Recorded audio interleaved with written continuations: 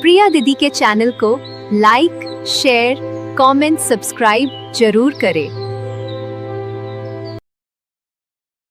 हरी हाथवा में लोटाली है, लोटवा में पानी जी। हरी हाथवा में लोटाली हो, लोटवा में पानी जी।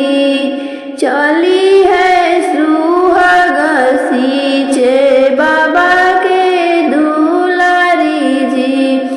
चली है सींचे बाबा के दुलारी जी।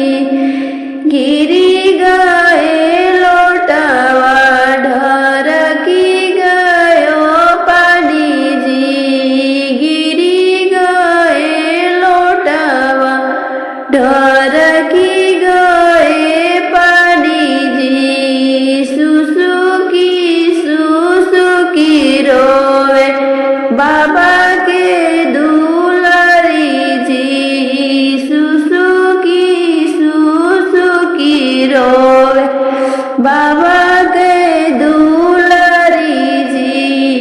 घोड़वा चढ़ल आवे ससुर के पुत जी।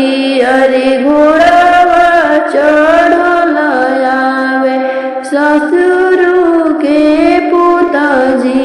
अरे कौन गुने रोत बारू बाबा के दुलारी जी। अरे कौन गुने रोत बारू बाबा के दुलारी जी।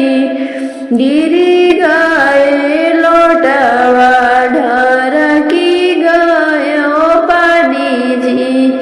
गिरी गए लोटवा ढरकी गए पानी जी।